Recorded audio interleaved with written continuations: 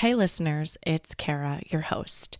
After 176 amazing episodes and hundreds of book recommendations, I wanted to make it a little bit easier for you to find your next great read.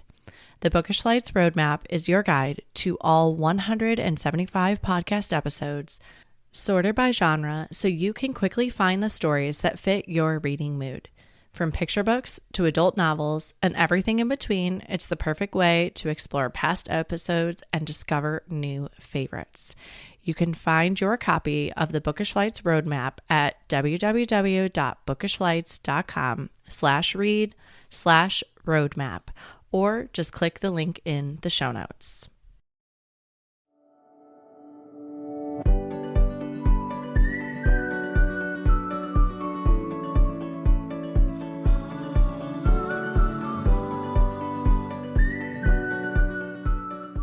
Hi, I'm Kara Infante, and this is Bookish Flights, a podcast where we tell our stories through our favorite books. Each episode features a bookish guest where we will talk about reading, life, and the seasons we're in, all through a thoughtfully paired book flight of recommendations for you. If you're looking for meaningful book recommendations and a space to slow down, you're in the right place. Okay. In today's episode, I am chatting with Jennifer N. Brown. Jennifer is the Dean of Arts and Sciences at Bentley University, where she is also Professor of English and Media Studies with a specialization in medieval literature written for women and by women. She has published a lot on this topic, but The Lost Book of Elizabeth Barton is her first novel. She lives in the Boston area with her husband, their 2 children, and 2 miniature dachshunds. Welcome to the show, Jennifer. Thank you. I'm so glad to be here. Yes, listeners, I just flew through in the best way possible The Lost Book of Elizabeth Barton this week prior to our interview. It was one of those books that you've heard me describe where I just was wandering around the house with the book because I had to know what was happening.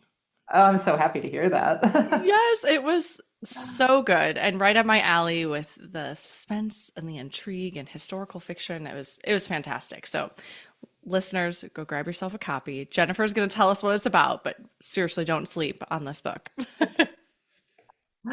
Yeah, I can start by telling you a little bit. Yeah. It's it's a dual timeline, and one timeline focuses on a real woman from Tudor England, Elizabeth Barton, who had visions, religious visions, and one of her visions was about Henry VIII and his marriage to Anne Boleyn. And as you can imagine, that was a potentially dangerous area to be having visions about. And she really did write a book that has been lost, and because it was censored in Tudor England. And so then the modern day timeline is that an academic finds a copy of her book. And I've described it to people as a kind of like feminist Da Vinci Code. There's a little bit of, encoding in the book, and then it goes back and forth between the 2 stories. And the modern timeline is a mystery thriller, and the Tudor timeline is historical fiction focused on Elizabeth. Yeah, you've unlocked like a new, I'm like, I want to go find all of these historical mystery thrillers. I'm like, I need to find more books just like this. It was so good.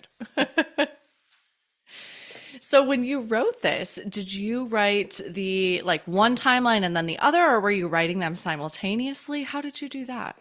I wrote them simultaneously. So it really was, it almost came out linearly in the way that you read it. I mean, it went through quite a bit of editing, as you can imagine, but I was really interested in sort of how these 2 stories could interplay, and trying to get the rhythm right of when we were in the modern story and when we were in the Tudor story, and what things I needed to happen in the past to affect the future. So I wrote it pretty much the way you read it, back and forth between the 2. Yeah.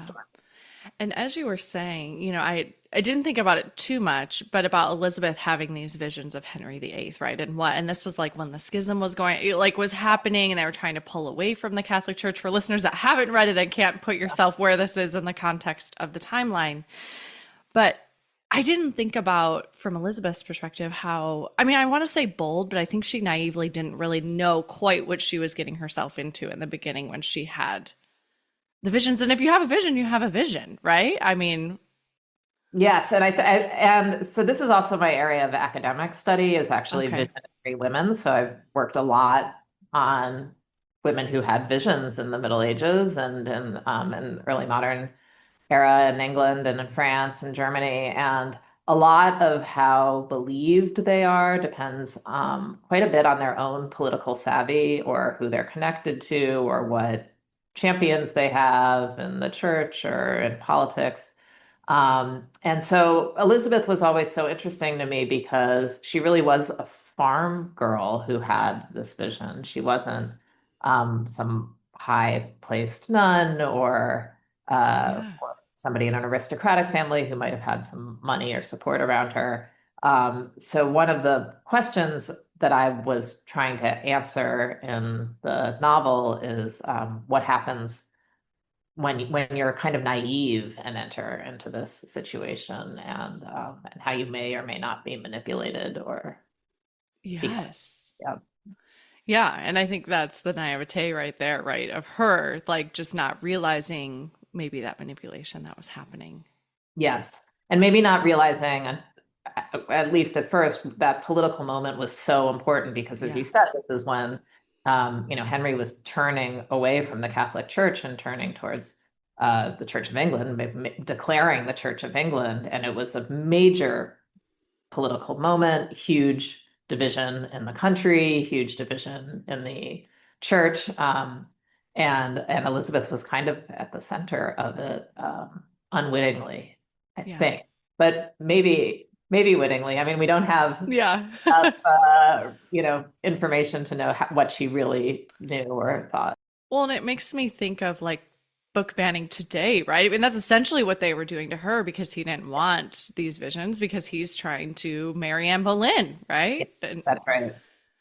Yeah, it actually, there were a lot of things I thought about today because so much of it is also a country divided against yeah, itself, right? And both sides feeling very strongly that they were in the right and that their opinions were correct and violence perpetrated because of it yeah, and how people can be used by either side or both sides to demonstrate a cause or so that was definitely in my mind as I was writing it too. yeah. And I think that's why we need history at Yeah, the same time, right? So we could maybe, hopefully, one day learn from our mistakes. maybe. So, and that's why I love reading historical fiction, though, too, because in that thread of your historical fiction piece, there was a lot of people that were, boldly living out their faith in a good way, right? Like on the other side of it. And I always think, would I be strong enough to do that in those times, right? Yeah, Like if I was faced with this set of circumstances, I love thinking about that when I'm reading yeah, historical fiction.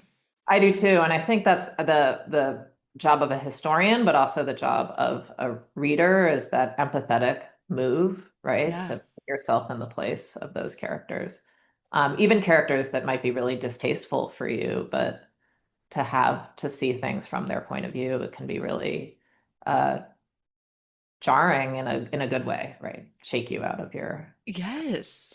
yeah. Yeah. Absolutely. Well, I know you've written a ton academically, but this is your first fiction work. It is, yeah, totally.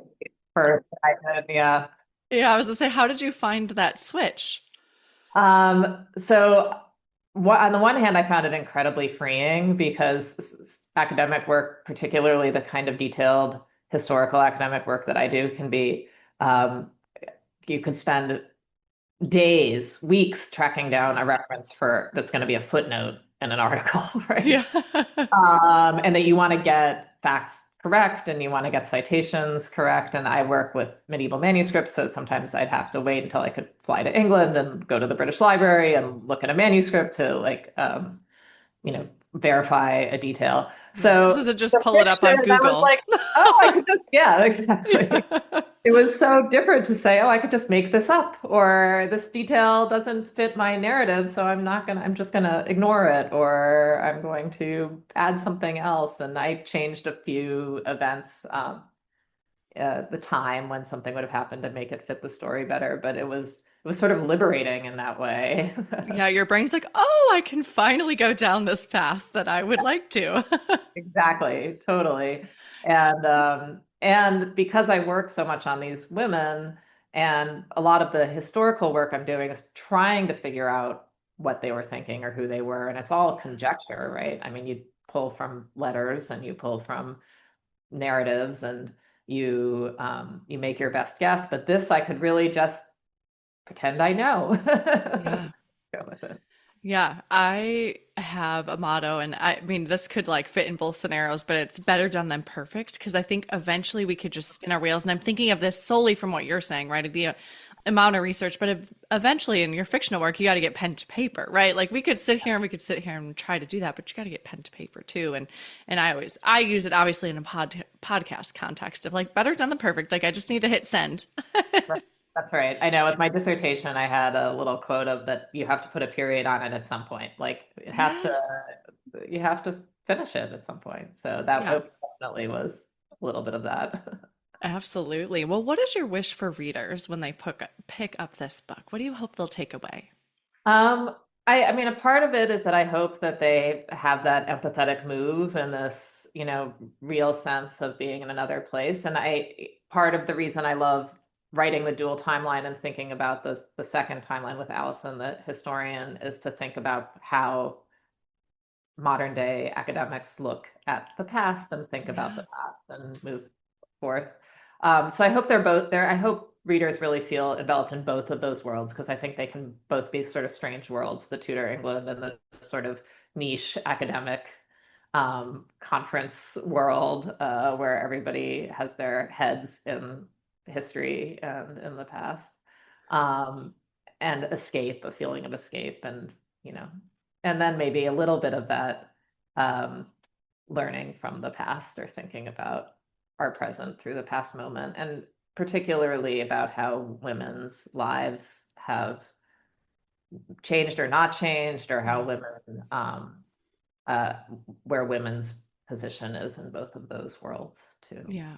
And I thought so much about like her having a voice, right? Like how easy it is for men at that time to have had their voice, but her, Yes, like you said, just being a farmhand, like there had to be the right set of circumstances for that to even have been something that has been documented right. in For history. women to listen to Yeah. was something unusual. So Yeah. And I really enjoyed that academic piece. I'm glad you brought that up because I did feel like I'm like, ooh, is this what really happens in academics? Like, because it's not a world that I am in. right, So right. it was fun to think about that. Yeah, and it's a world that I know really well. I mean, I think obviously some of it was exaggerated, but some of it wasn't. Sure. It will feel very familiar to academics how people sometimes talk about their work or talk about other people's work. Yeah. It's a fun world. I mean, I think there's that whole niche, right, of kind of academic setting and all of that. So you've brought it. Dark academia. That's Yes. the literary genre, which when thinking about today, I thought maybe I could do a dark academia flight. I didn't. I went with historical fiction, but that's Yeah. another genre I really like. So. Absolutely. It sells.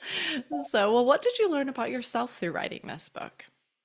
Well, a lot, honestly. The one of the catalysts for this book, writing it at all, was that I had gone to London for a conference, and the conference was canceled because of a rail strike. And I found myself in a hotel for a week without any familial obligations, Yeah. job obligations, right? I had set aside this time Yeah. to be at the conference. And I was going to do some work at the library, and the library had shortened hours because of this same rail strike. So all of a sudden, I had this like freedom of time and space, and this creative. It really came out of nowhere, and I probably wrote a third of the draft Wow. that week. So I've always felt that it's a little bit of parable about women's mental load Yeah. too. What happens when you're kind of relieved of that for a little while. So, That's all I was thinking about as you were like setting up this story is when does that ever happen? right. When does it ever happen? Like I didn't have to worry about who was picking up the kids, and I didn't have to worry about, Well, you you know, had arranged all that beforehand. right, exactly. Everything was was taken care of. So it was so I think what I learned is that for me to be creative, I really need space and time, Yeah. and I tried bringing that back to sort of set some parameters for that, some places where I can do that. And actually one of the places I went to revise the book is there's a convent in Darien, Connecticut, where people Okay. can rent a room and you can stay. So I How stayed cool. at and academics and also people who are just interested in maybe 4 days of sort of peace and quiet, Sure. and you eat your A meal. retreat. Yeah. Yeah. So I did 4 days there, and it's a beautiful location, and I had a nice room, and I had a desk overlooking the lake, and ate with the nuns, and sort of immersed myself in that space for 4 days, and that was how I got like through the big revision push that I had to do. So Yeah. I think, you've said a few things here, right? As you realized how good it was for your brain to feel a bit liberated. And so then I think we realized that, hey, we'd like to create some space and time, yeah, especially as a mom. I mean, and I can't speak from fatherhood, right? I can't speak from that perspective, but I think we so often put ourselves to the like very back burner right. and we'll just get to ourselves when we get to ourselves because you're so busy taking care of everybody else and Yeah, all of your jobs and roles that you have.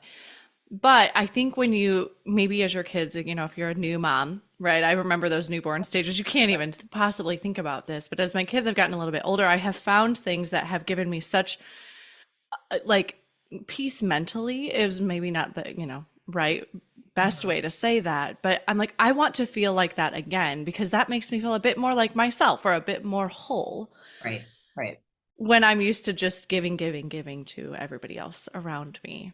Yeah, and I mean, I think we frame it a lot in this language of self-care, which it definitely is. And if Yeah, that's like taking a run or is setting some time to read, right? yeah, Which I think is a really important escape, particularly for new moms. sure. I remember reading on my um, uh, iPhone, at three Yes. o'clock in the morning during feedings with babies, just Yeah. to have some mental stimulation. I But totally think that that reignited my reading life because I had yeah, given it up a bit through college and grad school because I wouldn't allow myself to read a leisure book because I knew that would be what I would want to read and I wouldn't be doing the work I was supposed to be doing. right. It feels somehow like a guilty pleasure, and it shouldn't, right? Yeah. Yeah, You're but that absolutely right. Yeah. having, so if you're a mom listening to this, just find those little things that, make your soul feel whole a little Yeah. bit Something. and, create space. I mean, we both talked about before we even got on this call, we're early risers and just to create space for ourselves in the day. Yeah, absolutely. And that is not, you're not doing your job. It's actually enabling you to do your, Yes. whether it's working or being a mom Yeah. or being creative, right? This is all part of being a whole person. So Yeah. And do I want to wake up at 4:30 when that alarm goes off? No, but then I remember how much better I feel in the day when I have created that quiet right. space for myself. And really, I don't feel any more tired. I mean, can I stay up past like 10:30? Probably not, but No, that's my schedule too, and absolutely not. I yeah. always tell people if you email me after 9, you're not going to hear from me until the next morning. But Yeah. maybe you'll hear from me at 5 in the Yeah, morning. I remember in grad school being like, I wish I was a night owl, but I would go to bed and then I would set my alarm at like 3:30 to wake up and cram for the test the next day because after like 11, my brain just shuts off. Like I don't retain any new information. It was no Yeah. point in staying up. Yeah, I'm the same. Yeah. And actually a lot of the space that I created to finish the novel when I came home was that 4:30 in the morning Yeah. wake up. I'd get up, um, and I would take the dogs out, and then I'd come in with my coffee, and then I'd have an hour to write before Yeah. anybody was up. And that was really important. Yeah. Yeah. And I think you know yourself, right? I mean, I'm sure you're listening. You're like, I know when my brain works the best. So whatever that is for you, just hone into that and hold that space for yourself. It's really important. Do you think you have another novel in you? Yeah, so I've been writing one. Okay. This one's become is definitely come slower, and partly because of that lack of kind of big space and Yeah. time. The surprise week of freedom. The surprise week of freedom has not happened again, Yes. but I would love it to. It's actually a thriller, modern day thriller focused on wine fraud, which is Ooh. something I've always been interested in and Yeah. about. And it's called The Vault. I've written about a third of it, maybe two-thirds of it. Fun. Oh, well, you'll have to keep me posted. I Can't wait to will, hear more about it. but So, it's definitely going to take a lot longer this time. as you can see, I've got plenty of books on my TBR back here, so I am good. We will never run out of books to read. Right, That's a that's good right. problem to have. Yeah. So, well, speaking of that, let's switch gears a little bit and let's talk about who you are as a reader. So, what genres do you enjoy reading? So I'm a pretty wide reader, genre-wise, I would say. I love fantasy. I love historical fiction. I love thrillers. I love literary fiction. I do try to kind of cycle through. If I've read a sort of heavy, weighty book, I'll Yeah, probably move over to one that's a little bit lighter. The genres I don't read regularly are probably romance and science fiction. Although every once in a while one will come through that people have recommended and that I've enjoyed. Um, yeah, and I've just I'm always reading something. That yeah. I have to have a book that is in progress. Or else I can't fall asleep. I can't unwind at the end of the day. It's constant. Yeah, that was going to be my next question is how in your busyness do you find Yeah. time for reading? So definitely end of the day, I go to bed pretty early because I'm up pretty early. But I try to leave at least half an hour to read if I can make it that Yeah, long. And then I try to leave some time on the weekends, and that's often what I'm doing on an afternoon on the weekends if we've done whatever family responsibilities that we've had or events. I like to just sit and read for a little bit. When I'm teaching, which I'm not right now in my role as dean, but I until last spring was an English professor. Um, I also had to read whatever I was teaching. So that was yeah, part of my actual job was to constantly be reading. And I would try to mix in new things all the time. So yeah, absolutely. I like right after not right after I started this podcast, but about a year in, I thought, I finally made reading my job. yeah, Because it was something I had loved as a child. I just went the route of being a physical therapist in my previous job. And so, yeah, it just is like one of those things. And I just thought that for you. I'm like, look at that. She made reading her job. yeah, I did. And it's great. And Yeah. even books that I've taught a million times, it felt really important to me that I was reading along with my students when they were reading it, so that we were all coming in having just read certain passages or thinking about certain passages. So Yeah. that was definitely part of the job. Yeah. And I imagine the books that you're teaching for your English classes are books that have stood the test of time. So these are the books that you can read over and over again, and you're going to get something different every Yes. time you read them. Yeah, for sure. Books that have uh, prompted big questions over and over again, so that especially when you're teaching first year college students, Yeah. 19-year-olds, where do you really want them to be asking the big questions? So. Yeah. Yep, absolutely. Well, you have brought three books with you in the form of a book flight. Can you tell us how you chose these books? Yeah, so I was, as I said, I almost went with dark academia, and I could have totally done a book flight. Yeah. But I decided to land on historical fiction that really made me think about that historical moment that they're writing about in a very different way, Yeah. and kind of changed my perspective of both the history but also the modern moment. So that kind of interplay Yeah. between the two. So those were the that's the connective thread between. Perfect. So what's the first book you brought today? So the first book is The French Lieutenant's Woman, which is actually a book I read in college the first time I read it. And it was written in the 60s by John Fowles, Okay. who has all of his books are really, really interesting. But what he does with The French Lieutenant's Woman, which is so interesting, is it's Victorian historical fiction about a kind of fallen woman story, which is a very traditional Victorian trope of Victorian Sure. novels.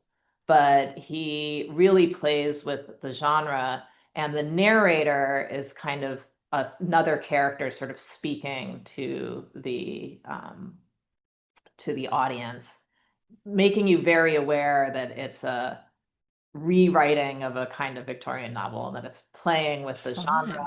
playing with Okay. characters in a really interesting way. And one of the um, things about the novel that's so interesting is he gives a few different possible endings to the novel. So that Ooh. come throughout the book. And he plays both with the idea of narration and of the Victorian novel in a really excellent way, and I highly recommend it. There's also a very good movie adaptation with Jeremy Irons and uh, I now think I you can't. told me Meryl Streep, right? Meryl Streep. Yeah, thank Yeah. you. Like, why is her head flying? Why is her name flying off my head? Yeah, Meryl Streep, which is really good. Also from maybe from the 80s, but Okay, well, that would be a fun. You could do a little book to movie adaptation there. So that was The French Lieutenant's Woman by John Fowles. What's the next book you brought? the next book is The Weight of Ink by Rachel Kaddish. And that, in some ways, inspired my own book because she does the dual timeline, and it is also a historical story and a modern day academic story in a way that's really interesting how they illuminate each other. And the historical story is about a 17th century Jewish woman who serves as a scribe to a blind rabbi. And the modern day academic story are academics who discover her writings and try to reconstruct who she was and what they know about her from from the papers that they discover. And the stories are really rich. They are really interested in Jewish identity, both in the 17th century and modern day, in a way that's very illuminating. I think also Yeah. it brings you in important historical and religious moments as Yeah. well. And it's also just beautifully written book. So Yeah, I loved this one as well. And actually thinking about yours and her book, right? I'm like, there's a part of me, I'm like, oh, I wish I could find a lost manuscript to go write a book about and reveal to the world. right, right. Well, that's every academic's sort of secret hope, right? That you'll Yeah. find the lost manuscript. I mean, that was also sort of the genesis for my book. Like, what would happen if I found Elizabeth Barton's book? Yes. A dream, right? And then you could go Yeah, toil away and write because it takes a long time to write a book. So yeah. no, it's okay. So that was The Weight of Ink by Rachel Kadish. And then what's the last book you brought today? So the last book is Wolf Hall by Hilary Mantel, which won the Booker Prize, as did the sequel to it. It's a trilogy, but this is the first in the trilogy. Okay. And it is the story of Henry VIII, and the Wolf Hall is really the beginning where he falls in love with Anne Boleyn. But it's told from Thomas Cromwell's point of view. And Thomas Cromwell, as you may know, is often the villain in the story. He is in Yeah. my novel too, a bit of a villain. He was Henry VIII's advisor and was very ruthless in his advising. But what Mantell did was by placing the first person narration in Cromwell's perspective, it changes really everything. It changes the whole understanding of the time and the moment, and what we were saying about empathy, to like place yourself in his eyes and shoes is almost disorienting for somebody who knows these Yeah, stories the story. Yeah. well. Yeah. And she sticks to the historical facts very, very closely. Yeah, even pulling some direct quotes from historical documents and things, but has made you think about it in a different way because of whose eyes you're seeing it through. Yeah. I told Jennifer that I grabbed this book out of a little free library like 2 years ago because it just sounded right up my alley. And now that you're saying it's about Henry VIII, I'm like, maybe I just need to go read that now since I just read The Lost Book of Elizabeth Barton. Like that story is fresh in my mind. So now I need to go flip the script and go read it from a different Yeah, perspective. you should. It's the same historical moment, but it's a really different view on That's it. why when I started this show, when I was thinking of the book flight, at first it started of, well, I only want to give people maybe 3 book recommendations. I didn't want to fire hose because I think as readers, we can do that, right? We can give you about 15 book recommendations if you ask, if we're not, and that's overwhelming. Like wanted this to seem like something you could do, but it was because I love when the next book I read has some tie-in to the previous book I read. And I Yeah, feel like it's a little bit of book serendipity. Like I might not have planned that, but this is like a similar time period, or this mentions one of the same characters from history, or, and I love that piece when it feels like the books connect, even though they were never written to connect. It just was the way you read them. right. And sometimes I found that I had no idea that those books Yes. had the same subject matter or from the same time period. Those were books I wanted to read and then was sort of happily surprised. Yes, yes, it's such a nice spin on it. So this might be my intentional, I'll go read The Wolf Hall by Yeah, Hilary Mantel next. highly So, recommend it. Yeah. well, thank you so much for bringing those books with you today. I really appreciate it. How I love to end our show is with our speed round of questions you can answer really quick. Are you a rereader? Only when I'm teaching the Okay. book. That's what I thought you might say. So I was like, well, I feel like we kind of talked about this, but Yeah, it's still a yeah. good question to Otherwise, ask. there's just my to read pile is just too large. Yeah. And too little time. Yeah, yeah. What is one book you've read that has changed your life?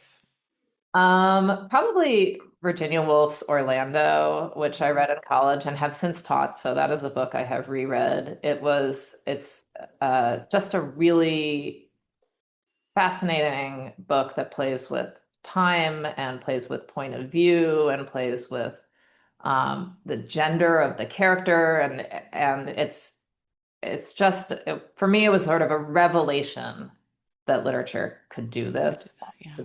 so um, malleable in a way, right? Yeah. Yeah, Cool. I have not read that one, but it sounds really interesting. it's great. Where is your favorite place to read? Oh, probably in bed. I really like just cuddling up with the book, and my dogs. I have 2 miniature dachshunds, Yeah. as you said, and they are really great cuddlers. I also like reading on the couch by the fire and a glass of wine and a book. That's a very, very happy evening for me. Yeah. Any cozy spot you can find. Yeah. Lastly, what are you reading next? Well, so I just finished Heart the Lover by Lily King, which was excellent. Yes. Okay. I recommend. I just saw that one the other day. I really like Lily King's books, and this one did not disappoint. And so the one on my book shelf to start tonight is Susan Choi's Flashlight, which has been Okay. recommended to me by a lot of people, but I haven't started it yet. Yes. Well, I hope you love it. Thank you so much for coming on the show with me today. I know your time is precious and I appreciate all you've given me. Thank you so much for having me, and I know it's super early there, so It's all good. This is my normal. If not, I'd be reading on the couch. So it really wouldn't be any different. So thank you.